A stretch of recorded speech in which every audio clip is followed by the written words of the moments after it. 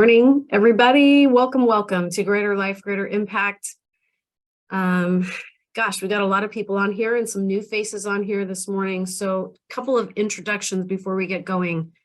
My name is Janet. I'm a quantum healing practitioner, and my job is to take people by the hand and I guide them on a journey inside of themselves. And I take you to the deeper, uncharted waters of who you really are for healing, for spiritual awakening, and for self-transformation. It's a powerful process.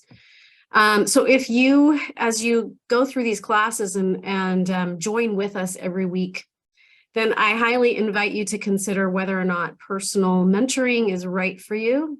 And if you think that that would be a good fit, then you can reach out to me privately. Also, just to let you know, I do have a program called Greater Life, Greater Impact. It is a certification program for quantum healing. So if you feel called to do that kind of work, then you can private message me also on that.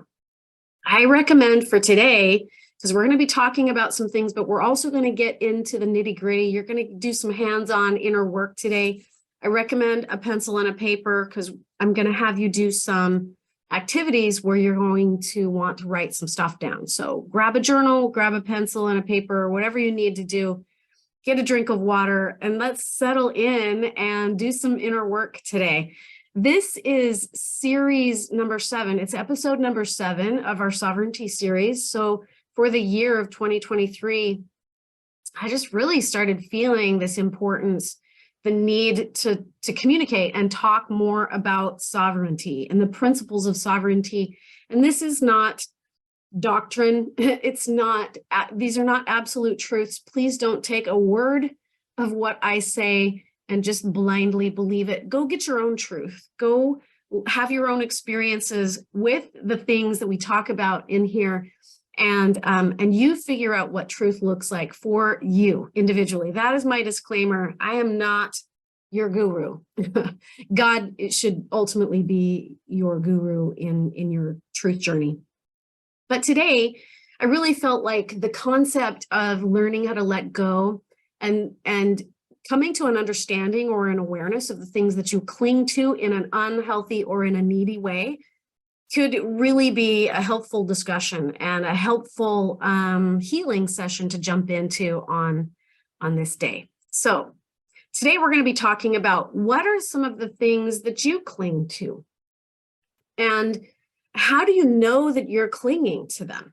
And that's something that we're really going to get into the more that we start journaling this out a little bit and gaining a deeper level of awareness of who you are and what you're doing. So sovereign beings, I believe, this is my personal belief, I believe that sovereignty for a human, sovereign beings do not cling to things or people or outcomes in a needy way. And I'm going to get more into why that is and what that's supposed to look like in just a minute. Gosh, we got lots of people jumping on here. Hang on just a second. Let me let them in. Okay. Sovereign beings don't cling. They don't allow themselves to get emotionally, mentally, or even physically attached in an unhealthy way to anything. And so one of the things that shows up when we start learning about what we're clinging to, maybe, and what we put unhealthy attachments onto, is we have to take a look at our identity. So when you cling to things, usually it's because there's something going on the identity level that is making you feel like, okay, if that thing that I'm attaching myself to, the thing, the person, the outcome, the ideology, if that thing outside of me comes into my world and it plays out the way I think it's supposed to play out, then I will be whole and complete and fixed, or my life will be better, right? So that's what I mean when I'm talking about clinging to things. It's usually attached to you on an identity level.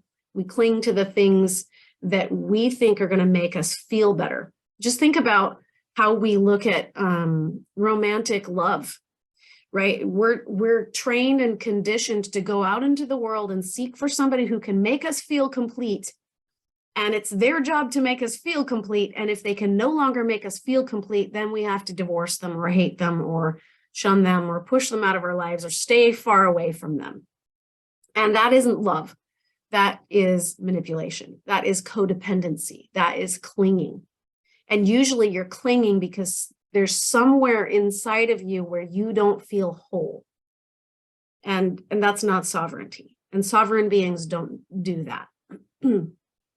So when you cling, you're trying to form an identity for yourself based on the stuff that you're trying to attach to. So, but every single thing that you cling to has the potential of producing a huge amount of suffering in your life based on whatever the importance is that you've given it, whatever power you've given it, whatever rules that you've wrapped around it.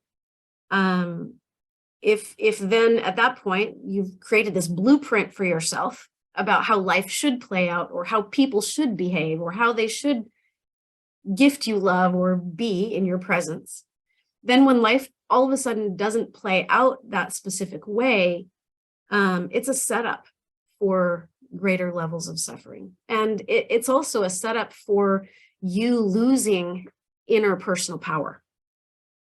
So when you put great importance onto things or ideologies or relationships or whatever it might be that you're clinging to, and you've put this great value and deep importance onto it in an unhealthy way, then often that can lead to more suffering.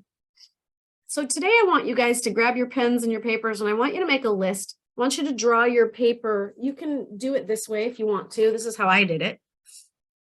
You're going to put 4 columns, and the first column is people.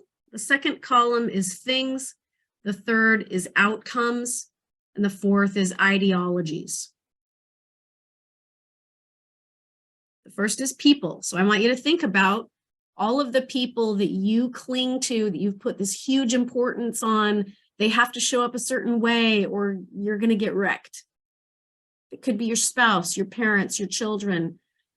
What feelings do they owe you? What would happen if that person in your life, your child, your parent, your spouse, your lover, whoever it might be, was no longer there to fill that void for you? What if they abandoned you, or what if they died? What if something happened to them?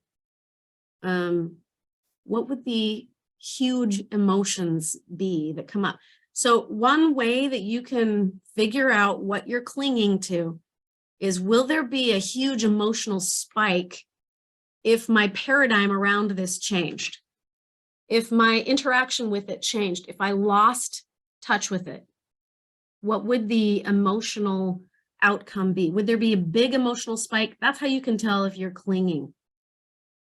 Things, that could be a home, a job, objects, items, material things that you associate with, that you feel have to be in your presence. They have to be with you.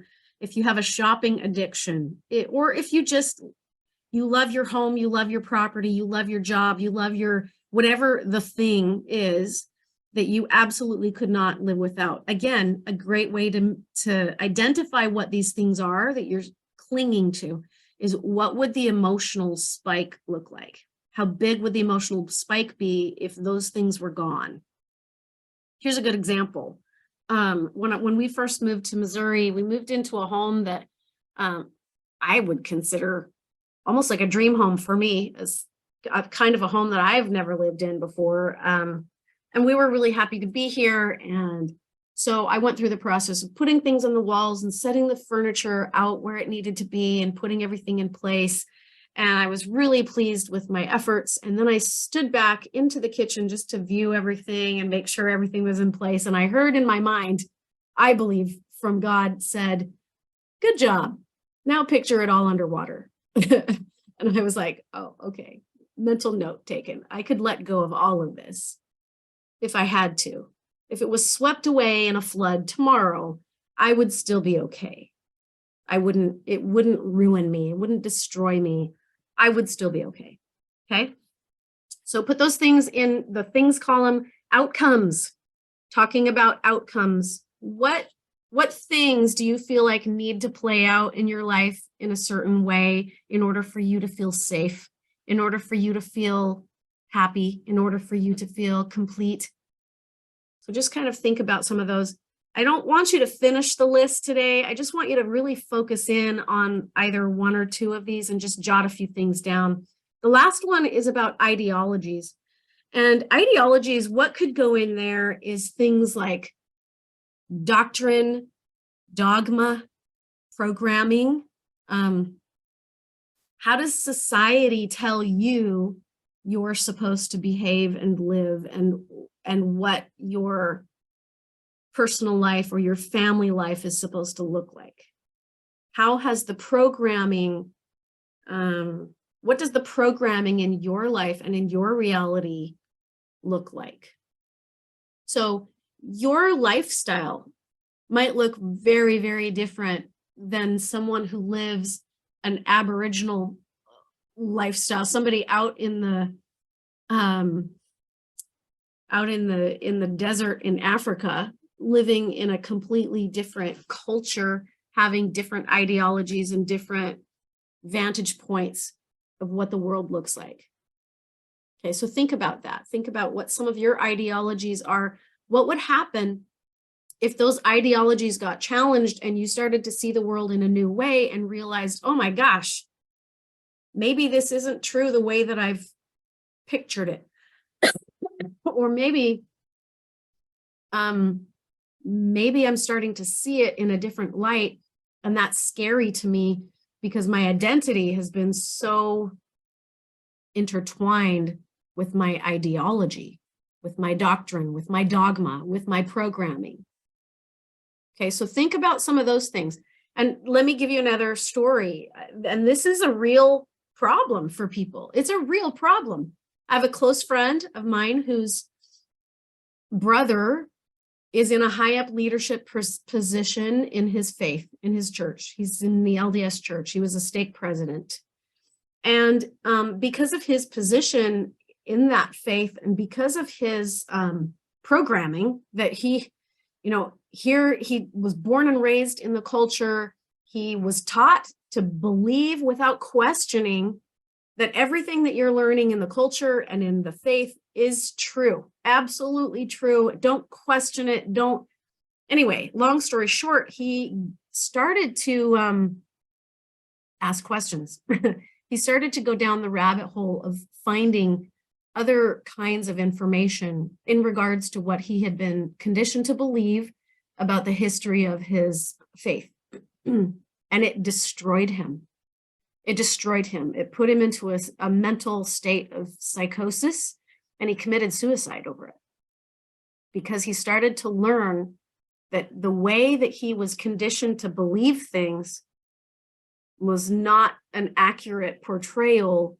And so when he was able to take a step back and see an expanded view of some things that he had been conditioned to believe, it rocked his world so badly because he was taught that those ideologies, those doctrines, those dogmas are who you are. And that's where you're going after you die. I mean, it's so important. They put so much importance on the absoluteness of things that when you finally start to learn a bigger picture or a broader perspective of something, it can absolutely rock your world. So that's what I would put under ideologies. What are some of the truths that you cling to so tightly that if you lost grip on that truth and you were invited to see something in a different light or in a different way, would it destroy you? Yeah, it is a heartache. It's a heartache. So, and again, that's why I say these things are so intricately connected to your identity.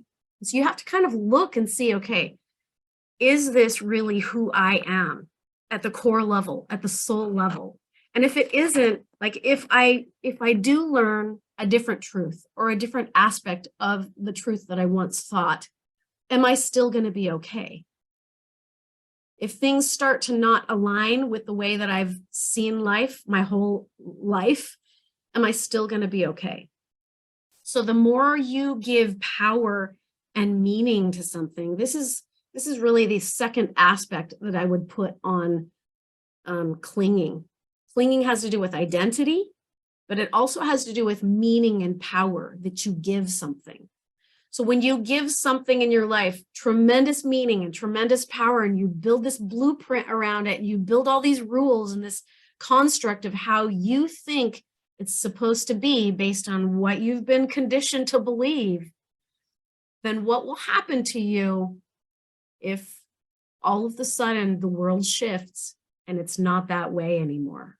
And now you're forced to see something in a new light. Is it going to destroy you? Is it going to crumble you? Is it going to crumble your foundation? Are you going to get completely overwhelmed and exhausted by it, by having to live without that thing or that idea or that truth? So the more power, the more importance you give to something, anything outside of yourself, anything outside of yourself that you give this tremendous power and importance to, the less power you have, because you've given your own personal power away to an idea or a person or an object or an outcome. So, and that will always bring suffering in your life, always. It will never not produce suffering. So if you want to minimize suffering in your life, learn how to let go. Learn how to let go of outcomes. Learn how to let go of the importance and the deep meaning that you put onto things, and reclaim your own personal power back. So if you give too much power, again, let me just reiterate, to things and people and ideologies and fixed mental positions of things, then it will grossly affect your identity. It will rob you of your own personal power. So any amount of letting go then at that point becomes terrifying, because letting go to any minute little degree means I don't know who I am anymore. I don't know where I am anymore. I don't know what's real. And that is a terrifying place to find yourself. I'm sure many of you can relate to that feeling. I don't know who I am because I've lost something. I don't know where I am. I don't know what's true anymore. I don't know what's real anymore. I don't know how to be in the world anymore. If you've ever lost a person, if you've ever lost a fixed mental position, if you've ever lost the battle in how you think outcomes should be, how you think your family is supposed to look, how you think your relationships are supposed to look, if you've ever lost the battle in that stuff, you know what I'm talking about in regards to how it can literally tip you upside down and you lose your footing, and people can commit suicide over these kinds of things depending on how much importance and power they've given that thing that they cling to. Lori says, a common comment in my widows group, people say after spouse is gone, why is it not letting me read that? It's not letting me read it. Darn it. I'm something. It's a time of self-discovery. You have to learn how to live life completely different. That is so, I'm lost. Okay, there it goes. Pammy says, I get excited and curious about new possibilities. Good, you should.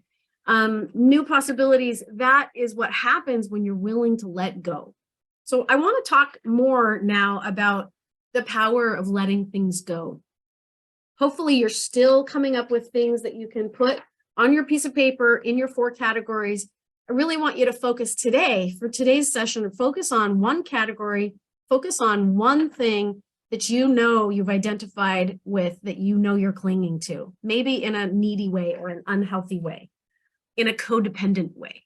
Okay, so pick one thing, put a circle around it. We're going to focus on healing or bringing resolution inside of you today around that. When you let go, this is the power. that you're given back. When you let go, what happens is it opens you up to new possibility, new horizon, new opportunity, new truth, greater levels of truth. Rather than clinging to your fixed mental position and hunkering down or sticking your flag in the dirt and saying, this is my absolute stance, this is my absolute belief, this is my absolute truth, and I'm never moving, I'm never going to waver from this. This is who I am, this is what I am, this is the truth of the world for me. Well, if you're doing that and you're not willing to let go from time to time, how can God ever teach you anything more or anything new? How can he ever expand your mind if you're clinging so tightly to the things that you think are absolute? So there has to be some level of letting go in order for your consciousness to ascend, in order for you to rise above, to receive greater light, greater knowledge, greater wisdom. That's the beauty of what letting go can do for you. So today I want to focus primarily on how can we do that? How can we learn how to let go? The other thing that I think is beautiful about letting go is that it creates more space for you to receive more truth, more light, more knowledge, more good outcomes, more love, more possibility. The universe has an infinite level of potential and possibility to play out on your good behalf, right? But if you're clinging to, nope, it can only be this way. This is the only truth I'm ever going to have. And I'm not going to let that go, because if I let that go, then I don't know who I would be. Whatever you're clinging to is preventing you really from growth, from change, from exploring new vistas, new heights, new learning. So again, the beauty in letting go is that it expands you. It opens you up to greater levels of possibility, greater levels of amazing outcomes that you could have never come up with. It opens you up to receiving greater levels of love, deeper, more amazing relationships. If you're in a messy, difficult, toxic relationship, but you're clinging to the fact that divorce is wrong, I can't leave, I'm a victim, I can't, whatever, and you're clinging to the box that you've put yourself in around what relationship is supposed to look like, and you're supposed to stick it out. If you're supposed to stick it out, then stick it out if you know that's the right thing for you. However, if you're just clinging because you're afraid to move in another direction or open yourself up to a new possibility, then you're always going to get what you have in that moment, what you're clinging to. It's going to perpetuate more of the same. So letting go is powerful. It can be scary. There's a lot of resistance that comes up in us for sure. Meryl says, how would I feel to give up my preps? Or even some of them. Some anxiety arises when I think of that. Sorry, having issues with my chat for some reason. Some anxiety arises when I think of that.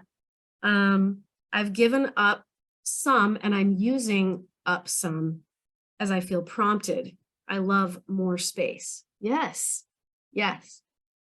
Be willing to give it all up. Be willing to go, you know what, if all I had left, if there was a big flood that came through and you were standing on the roof of your home and your place that you've prepared for yourself, if you've prepared for the apocalypse and you have all of these things and you're clinging to those things and you're not willing to let go, what's going to happen when a fire takes it all out or a flood takes it all out? It's going to ruin you.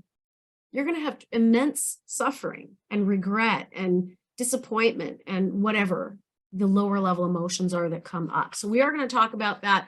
We are going to talk about what you can do about that so that you can be in a position to let things go, so that you can reclaim your own personal power and your own personal sovereignty back again and stand in a place of it is what it is and I'm okay. I will always be okay. Okay, so some ways, some principles, I guess, that we could talk about in regards to letting go. Principle number one, how do we let go? Number one, this is the first and foremost. There's really two, maybe three of the things on my list. I've come up with 6 things that you can do to help you let go of things so that you can take back your own personal power and sovereignty and autonomy. So I've come up with these 6 things. 2 of them I find for me are at the forefront, the most important. And the first is learn to reduce the emotional charge of what it would feel like to give up that relationship, give up that property, give up your possessions, to let it go and release it. If a flood or a fire came along and took everything you had, including all your relationships, your bank account, your good health, your ability to maneuver and function. I know people who have lived an entire lifetime without any of those things. Being an invalid. I have a very close friend of mine who has the use of his hand, maybe, very slightly, and he can speak, and that's it. And he's lived that way for more than 15 years, lying in a bed. And he still finds ways to have joy in his life. So could you. So could you. If you learned how to let go, and if you learn how to reduce the emotional charge behind what it is that you're clinging to. So pick the one column, circle the one thing, and I want you to think about what would the emotional charge be if you had to let that thing, that one thing go that is the most important to you? Is it a lover, a spouse, a companionship, your temple recommend, your church membership, children, relationships with your grandchildren, relationships with people that really mean a lot to you? What would happen to you if you had to let it all go? Step 2 is decide to be open to a new way of experiencing life.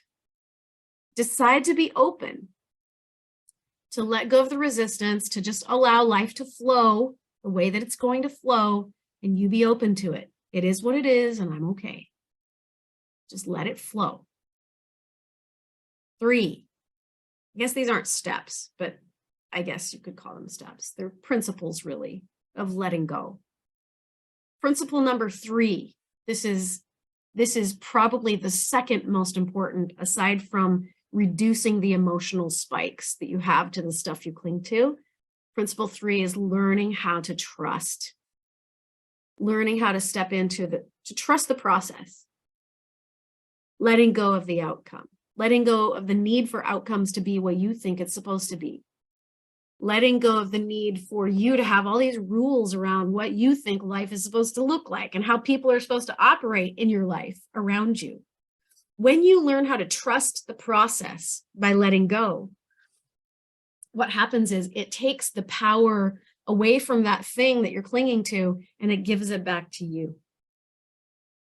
That's what trust does, especially once you've been able to reduce that emotional charge behind, I could never let this go. I could never do it. Well, guess what? Never say never, because those are usually the things that God will want to take from you to see if you're willing to reclaim your own personal power and personal sovereignty back. Lori says, yikes, it's 4.5 years. I still haven't emptied his side of the closet. That maybe this is an invitation, Lori, to just let go of the things that the possessions, the objects that you're clinging to. You will always have that relationship with Martin. You will always have that. It will never not be there. And so there's no real need to cling to objects or things, because you don't get to take them with you when you go, when you die.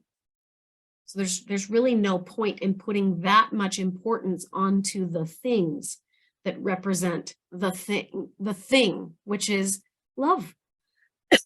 Those things represent the one thing, which is love. Well, guess what?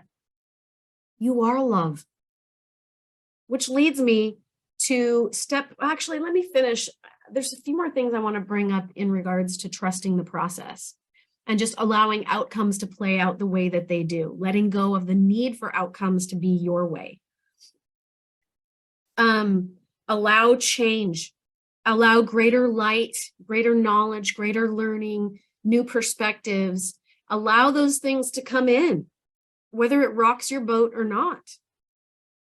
Whether you discern or decide that, oh my gosh, I've been lied to my whole life. Nothing's real anymore. Nothing's true anymore. I don't even know where to go. I see these people in my own religious community who have gone through that process of going down the rabbit hole of deciding that nothing's ever as it seems. Nothing is ever as you've been conditioned to believe that it is. Nothing is, whether you're in a religion or not. And so when you finally start to decide and learn different truths and different angles and different perspectives, then you feel betrayed and you feel lied to and you feel abandoned and you feel like you've been mistreated or wronged in some way. And so I see these people forming themselves into these camps over here that it happened this way. No, it didn't. This is what the person did or said. No, they didn't. I did all the research and this is the conclusions I've come up with. And then the other groups say, no, it didn't. Right. And so there's all of this bickering and contention and confusion, and people form themselves into these different camps and they cling to their foothold on their mountain, the hill that they're going to die on, and they stick their flag in. And as a result of that, it hinders their ability to opening themselves up to any new truth that God might want to give. So be open. Let things play out. Things will happen the way that they're meant to happen. So trust the process and just let go. Step number 4, or principle number 4, is open your mind and open your heart. Open your mind to the possibility that you don't know all things. And it's not going to destroy you to learn something new. It's not going to destroy you to learn that maybe you've been conditioned inappropriately in whatever arena, whether it's school or medical or economy or religion, or I don't care where it is. I'm just saying, be willing to open your mind and your heart to a new way of seeing the world, a new way of embracing people and accepting people and loving people for wherever they decide, however they decide to show up in the world. Open your mind, open your heart. I had a client come to me several years ago, and she sat in my office, my chair across from me, and she said, Janet, scientists have discovered that fairies really are real. They really do exist. And there was a big part of me at that time in my life, because I wasn't super open, that I just wanted to laugh in her face. And then I thought that would be rude because she really believes this. And so then I just kind of thought about it for a minute. And I thought, you know what? I'm open. I can't prove that they're not real. So something that I can't wrap my head around right now in the moment doesn't necessarily mean that it's not truth. Just because I've been conditioned to see things one way doesn't mean somebody else's truth can't be truth. So opening your heart, opening your mind to new perspectives, new vistas, new ways of seeing things, and holding space for wherever people, whatever truths other people are starting to learn and awaken to. Lots of people are expanding their consciousness on the earth right now, which really just means they're starting to awaken from a sleepy, slumbery state of conditioning, mind control and programming on this earth. And the more that we awaken and come out of that slumber, the more that we start to hold space for all kinds of possibilities, new possibilities of what could possibly be a new reality for us. So hold that space for others as well as yourself, and be willing to put yourself into new situations that feel unfamiliar to you, and ask questions and lean into what are the answers that come for you. 5, number 5, this is a biggie, I think, because I think that the things that we cling to are always tied in and associated with our identity. So number 5 is see yourself as already whole. You are whole, with or without the external things that you think have to make you feel whole. I need that relationship so I can feel love. I need that pile of money so I can feel safe. I need that new house or all of the things, the prep items. I've been preparing for the apocalypse for 10 years now, and I'm ready to hunker down into my bomb shelter. And I need that in order for me to feel safe. Right? So identify what are the feelings that are coming up for you around the things you're clinging to. See yourself as already whole. You are already safe. You are already loved. You are already the things that you think those external things in your world are supposed to gift you. You are that. You don't need it given to you from anything outside of you. So generate those feelings of what you think the outside world is supposed to gift you. Generate those feelings from within you and recognize you are those things. You are those feelings. You are that love. You are that respect. You are that validation. You are the sunlight that you think you're gleaning from a relationship. You are that. You don't need the relationship to gift it to you, nor should you ask for another human to gift you those good feelings. It's not their job. 6, this is the final one, steps in letting go. This is number 6, is take action from that new perspective, from your new place of, I am whole, I am sovereign, it is what it is, and I'm okay. I can stand on my own 2 feet as an autonomous being and not get wrecked by what the world is doing or not doing, by how the world is collapsing and crumbling, and all the paradigms are starting to crumble. And now I don't even know what's true anymore. I don't know what's real anymore. Rather than go into psychosis, stand the hell up on your own 2 feet and take action from that new vantage point of, okay, it is what it is. I'm going to trust the process. I'm going to lean more into my own inner truth, my own inner wisdom as it comes to me from a divine source, from God. And I'm going to see life in a new way, with a new perspective. It is what it is, and I'm already whole. I don't need those things to gift me the good feelings. I can let go.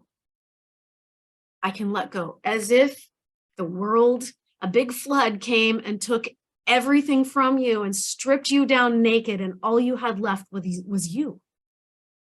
That's where I want you to learn to come from. It is what it is. Whatever happens in the world is going to happen in the world, and it's going to play out the way that it's supposed to. And I'm okay with that because my identity is not wrapped up in it. Have you guys ever gotten gum in your hair? I think I said this to one of you in one of my mentoring sessions this last week, but have you ever gotten gum in your hair and it's all wadded up and you're trying to pull out individual strands of hair to free it from the gum? That's what happens when your identity gets wrapped up in the outer world, the collective outer world, all the paradigms, all the society stuff, all of the programming, the mind control, the systems that are trying to force you into a specific identity for yourself. It gets all gummed up, and before you know it, you've lost yourself. You don't even know who you are anymore because you've given your power away to all these different things. So how do we know? How can we tell if we're clinging to something? What are the indicators? I'll give you 2. If you have others, additional ones that you want to type into the chat, feel free. Actually, let me back up because I feel like there's one more thing that I feel like I want to say on step number 6, which is learn to come from that place, learn to act in alignment with that place of neutrality. It is what it is, and I'm okay.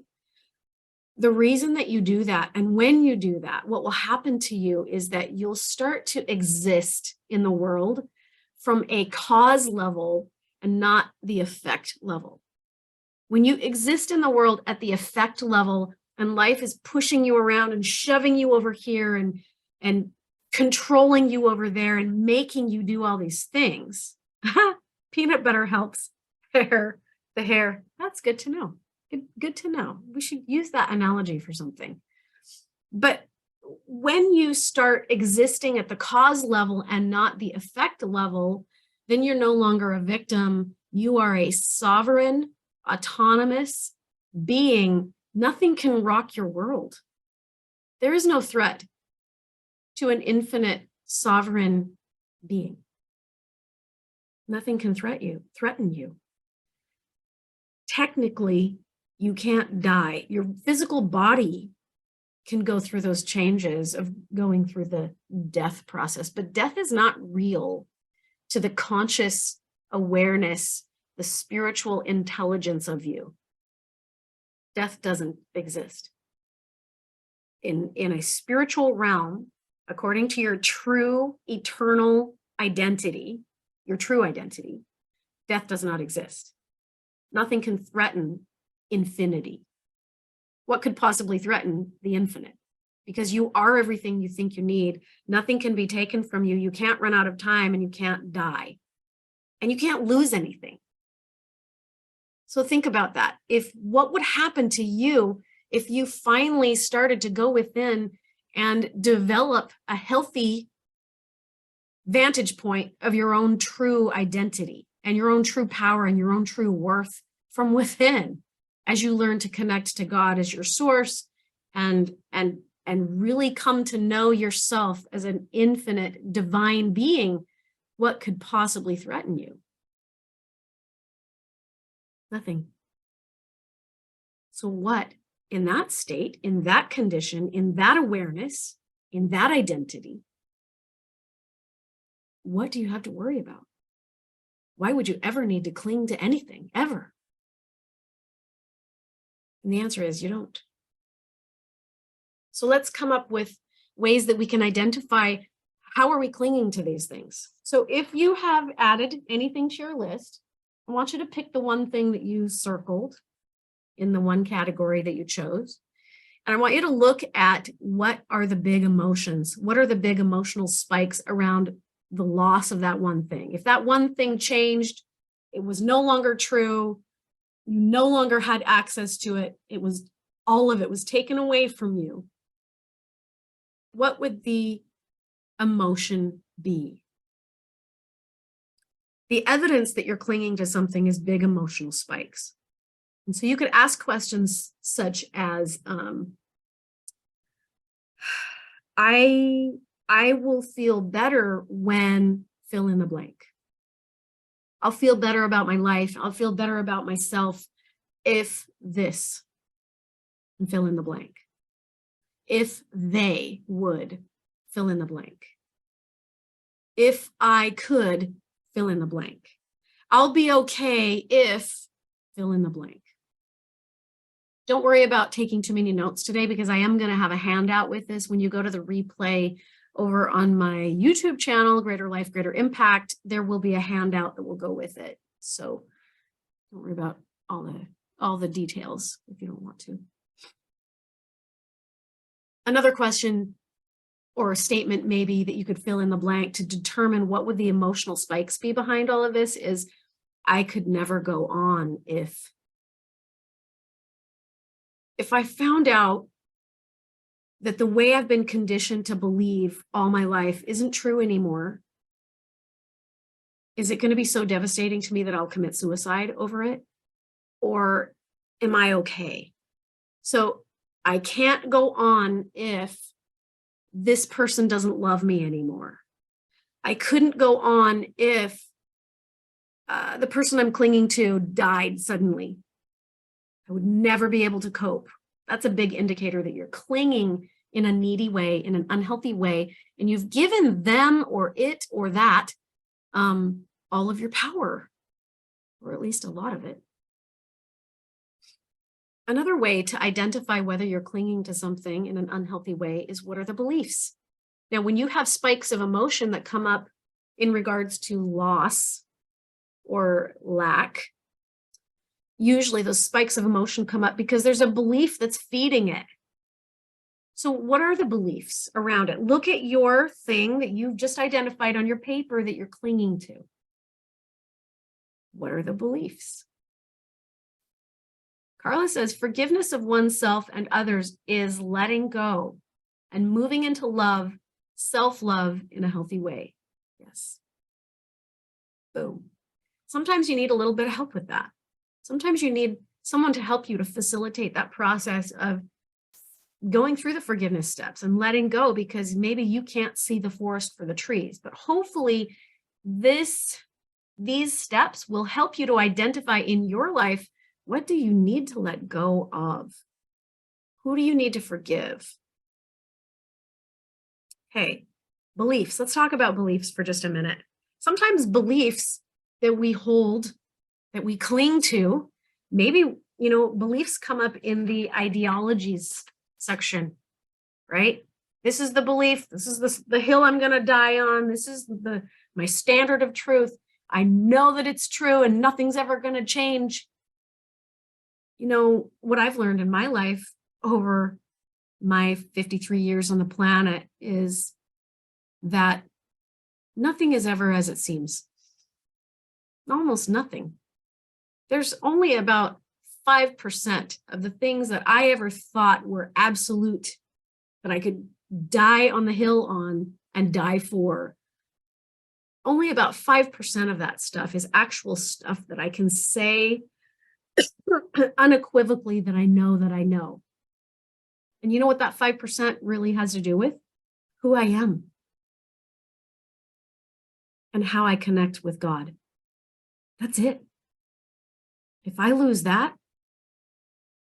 I don't know what I would do. That would be a horrible place to be.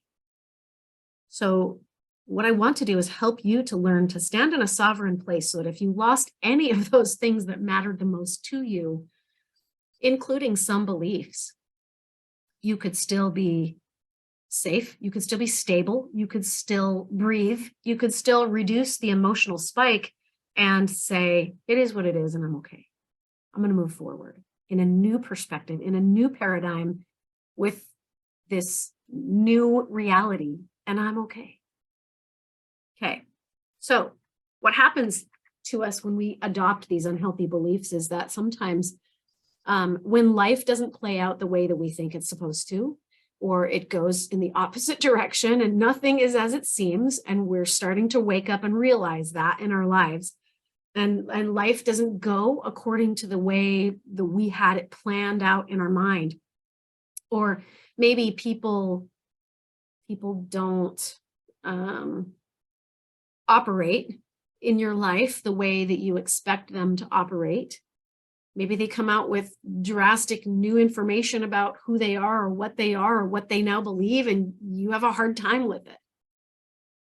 So that can help you to be aware that you've got some fixed mental positions going on, maybe some limiting beliefs about yourself, or some limiting beliefs that are triggering fear in you.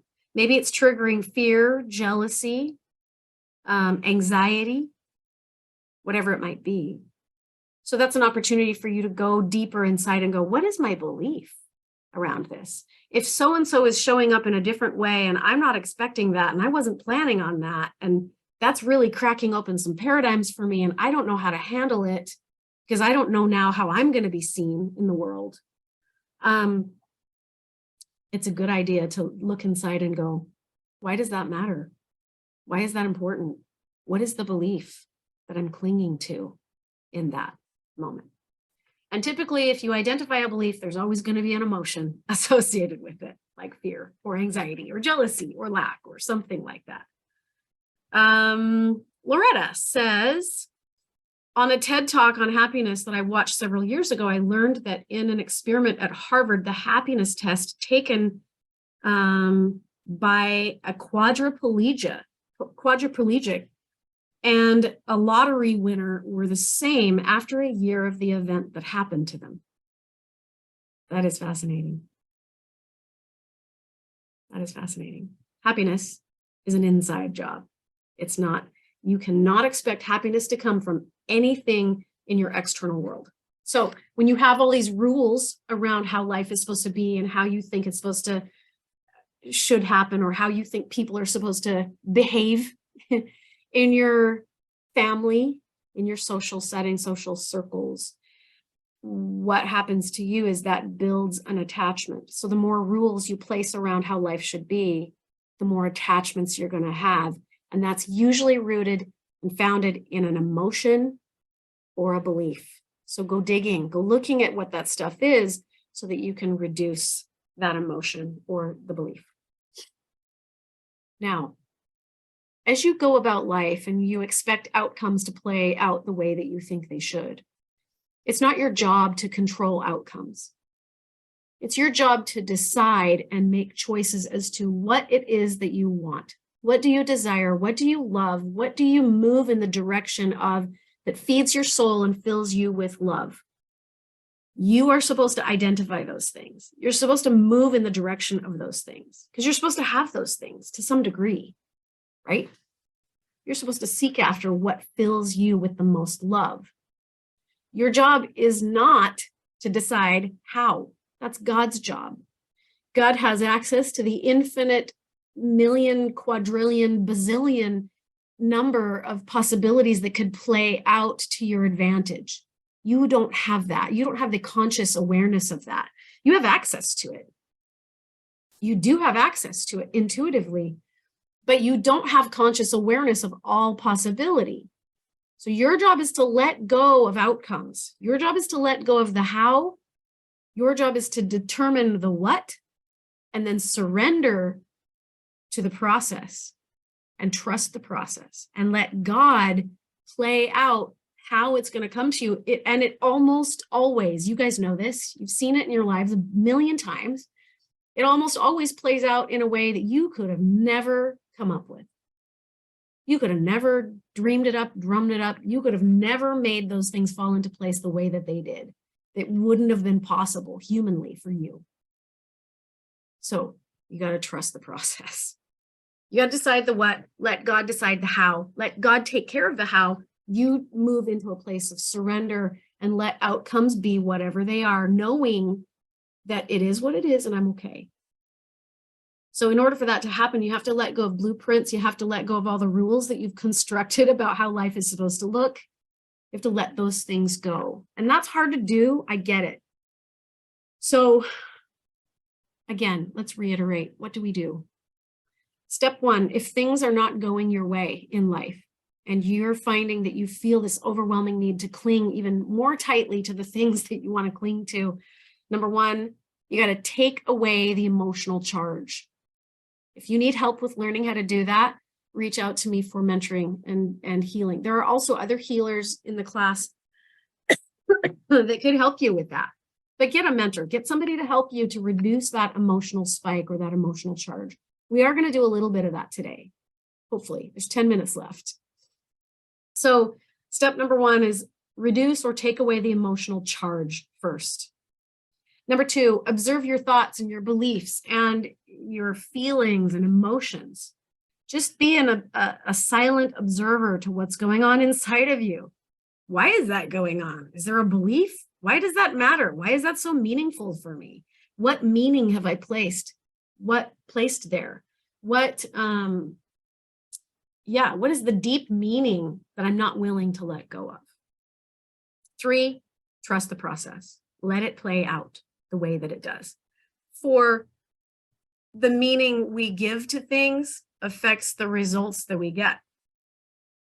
So if you're placing deep meaning onto certain things, and then you get wrecked when it doesn't play out the way that you think it's supposed to play out, it puts you in an energy or in a vibrational state where you're going to keep perpetuating more of that stuff. So Carla says, I find at times surrender has been the most difficult. Yes. Surrender is a lot easier when, number one, you know who you are. You can stand in your own internal sovereignty. You know who you are as an eternal identity. And then nothing can pose as a threat to take that away from you. Nothing. So if something happens, observe, decide to shift your focus. If you need to shift your focus, be open your heart, open your mind, see yourself as whole and complete and sovereign. It's important. It's really the only way to get through the conditions that we feel like are hell on earth. When all these paradigms start to crack apart and bust open, and things are not as they seem, and they never have been, and you start to wake up and realize that spiritual awakening can be a butt kicker. It can be a butt kicker. It's really difficult because if your identity is wrapped up in those things, you're going to suffer. So we want to reduce the amount of suffering by reducing the emotional spikes. And then once you've done that and you find yourself in a neutral position and you're in a place of neutrality, now you act from that place. Now you can act as an intuitive, sovereign being based on what's the next right step in front of you. Now you've got your power back. Now you stand in a place of absolute confidence before your maker. Okay. Observing, letting go of negative emotions. Let's do some of that. So I want you to go back to your list, go back to your things that you guys came up with. What were the emotions coming up in you? If you were to lose the outcome, if you were to lose something that really mattered to you, if it really put you into an emotional state, if it put you into tears, feel that in your body. Now, we're going to reduce the emotional spike to whatever that is. So observe the emotion. I don't want you to judge it. We're not going to label it. We don't even need necessarily to, we're not trying to resist the emotion. We're trying to just let it play out in your body. So notice the feeling. Notice what you feel. Notice where you feel it. Where are the physiological, biological effects of those feelings coming up in you in regards to this thing you're clinging to? Where do you feel it the most? Is it heavy on the heart? Do you feel pain in your leg? Do you feel a burning in your face? Do you feel ringing in your ears? What's going on in your body? Just get in tune. Get quiet. Become still. Observe. Really put yourself in that setting of great loss. The disappointment, the regret, the sadness, the sorrow, the jealousy. Put yourself in there. Feel it. Light it up like a Christmas tree. Feel it in your body. Don't label it. Don't judge it. Don't push it away. Don't swallow it down. Stay with that feeling. And I want you to say out loud, well, actually, let's get centered. Put your awareness inside your body. Breathe in, breathe out. Drop down to the base of the spine. As you drop down into the base of the spine, down your legs and under your feet, I want you to picture your entire center, your entire midline, going through the perfect center of your being, becoming this big, brilliant ball of light that just shines on the exhale. When you exhale, you become the sun. You shine just like the sun shines in the universe. Breathe in, breathe out, drop your shoulders on the exhale. Let go. Let go. Let go of tension. Soften your muscles. We're not going to resist. We're going to allow these feelings to be there. So stay with the feeling. Stay with the feeling. Stay with the feeling. Breathe a little bit. Breathe in, breathe out. Drop your shoulders on the exhale and put your attention inside your body. Keep it there. Could you maintain your attention at the base of the spine the whole time we do this exercise? Could you do that while you breathe?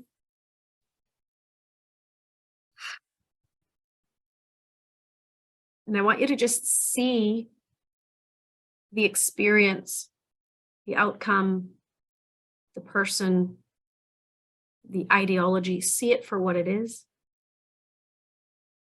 Just see it. Just observe it. Just look at it.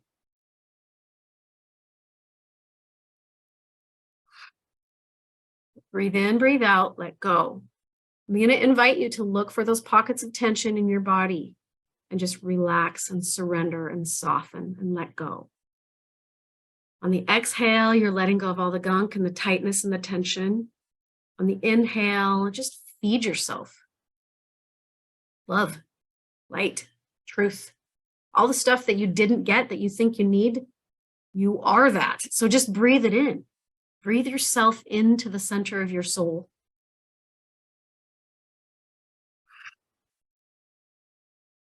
And let go of all the stuff that isn't you. All the external things you've clinged to. Is clung a word? I don't think so. It doesn't matter. Just let it go. And trust. Let's go into trusting the process. Trusting the way life unfolds. As you go into this feeling of trust, I want you to invite your shoulders to let go of tightness. Invite your throat, your swallowing muscles, your tongue to let go of tension. Keep breathing. Let your eyeballs relax their grip. The muscles around your eyeballs, let them relax their grip. Stop squinting and relax your face. And go into your body. Go into the presence and the essence of you. Go into your soul that is eternal and infinite and unchanging and unthreatened by anything. Go into it. And I want you to say out loud, it's okay to feel this way. Give yourself permission. Let those feelings move through you. Stay with those feelings. Breathe into your body. Let go of the tension. If you're noticing tension in the gut, soften the gut. Surrender. Smooth the muscles out. Let them get softer. Let them let go. You might have to roll your shoulders a little bit or just kind of move your hips and move your body around and just see if you can let go a little more. Breathe deeply. Breathing is important. And where your attention is important. We're letting the body process it, not your brain. So drop down out of your brain and let your body process it. Feel the feeling. Let the feelings move through you. Stay with the feelings. Stay with the feelings. Stay with the feelings. As you surrender, as you let go, as you allow yourself to just release and let go, notice. Notice where they move. Notice how it changes. Notice how your body processes, and just let it. You'll notice you'll start to feel a little bit more neutral. And you may even move into higher levels of love. So just notice that. Keep breathing. I'm going to end on this note. I will do a screen share, and I'll include this in the handout so you guys don't have to worry about writing it down. But I'm going to do a screen share right here. This is called the Map of Consciousness from a book called Power versus Force. It's an interesting concept. So if we go down to these lower levels of consciousness, let's say, the microwatt, they're telling you that's the level at which you vibrate. So the lowest level of vibration is shame. So this, if you're in a state of consciousness of shame, your life view is you're going to just see misery everywhere. You're going to see God as despising of you. The emotion that will come up is humiliation. And the way that you process is, I got to get rid of it. I got to eliminate. It's what murderers do, is they have to eliminate the evidence. They think they have to cover it up or hide their actions because they're so deep down in a low state of consciousness. So as we raise our state of consciousness, then if we can reduce the electromagnetic and emotional spikes inside of us, it can raise you up several levels. I mean, look at even fear is higher than shame and guilt. Fear resonates at 100 microwatts. The emotion that comes with fear is anxiety. The way that you process is by withdrawing. Your life view is everything's scary. And God is punitive. Isn't that interesting? And so your whole vantage point, your whole perspective of life changes depending on where you're choosing to resonate on the state of consciousness that you're in. So as we move up into neutrality, we just neutralize some emotion inside your body by feeling it, letting your body process it, removing the emotional spikes and letting it just flow through you until it was done. And hopefully you're still breathing and centering and your awareness is inside your body as you continue to process. But what happens is as you come up into these higher levels like neutrality, now you can step into trust and it makes sense for you because it is what it is and I'm okay. What do I have to worry about? And so the process, the way you process is by letting go. Isn't that amazing? So anytime we are attached to a certain perspective in our lives based on our level of consciousness, within these lower levels of consciousness, that perspective will always perpetuate more of the same problem that you don't want. So the only way out of it is you've got to get out of that level of consciousness, rise up a level or 2 or 3, and produce the level of consciousness that will perpetuate the favorable outcomes that you're looking for. So look what happens when you come up through neutrality and you rise and you move your state of consciousness up to higher levels of being in love and peace and joy. You can get to these high levels through forgiveness, through letting go, through accessing the divine intelligence within you, by connecting with the true identity of who you really are as an eternal divine being. That's how you get to these high levels of consciousness. If you need help with that, you're going to have to private message me and I can show you what private mentoring looks like, because that is the essence of what I do with each of my clients. Is I take you on a journey inside of yourself so you can get here. Now, I'll tell you another thing too, is that people who operate at the level of enlightenment and peace and joy and love in these high levels, high states of consciousness, they begin to see God within themselves. They're not separate.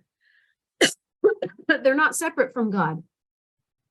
The way they process is through pure consciousness. The emotions are ineffable. You cannot describe the good feelings.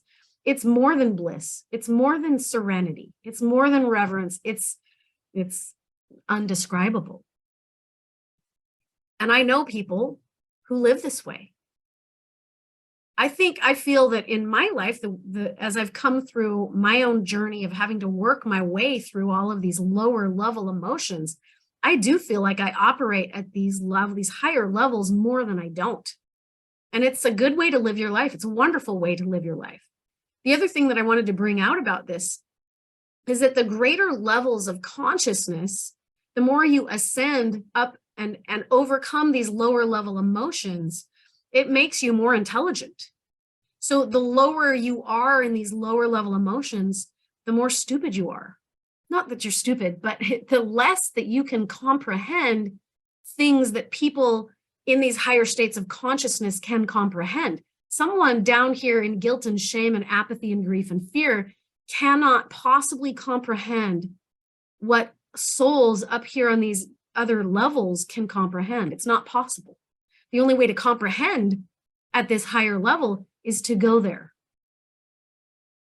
And so the higher you rise in your state of consciousness and awareness, the more your life view is expanded, the more intelligent you become, the more pure consciousness you become, the more in alignment with God you develop yourself up and out of that state of neutrality. But neutrality is where it begins, and then it opens you up. And this is the power of letting go of the things you cling to, because the things you cling to are typically rooted in these lower levels of consciousness and these lower level emotions that come with it.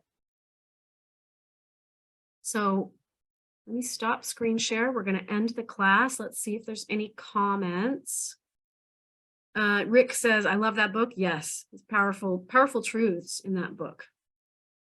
It's in the nothingness where everything is. Great wisdom. Thank you. Thank you for sharing. Anybody have anything else they want to share before I let you guys go for the day?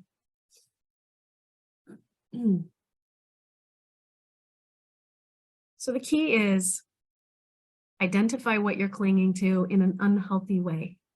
What are you putting unhealthy meaning and unhealthy attachment onto in your life? And be willing to reduce that emotional spike that goes with it by getting yourself centered, by connecting with the divine within, by associating with and aligning with your true, eternal, infinite identity. That's what sovereign beings do. That's how sovereign beings move. And really, sovereign beings suffer very little, very, very little, because they have learned through suffering how to overcome the lower level emotions and rise into these higher levels of consciousness. That's where life really gets good. And that's where you can then, you now have stepped into greater levels of power of who you really are.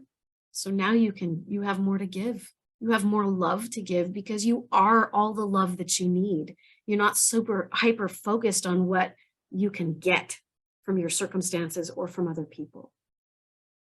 So with that, I will let you guys go for the day. Watch for the replay. It'll probably be posted later this evening up on YouTube. If you don't see it tonight, it'll be there by tomorrow.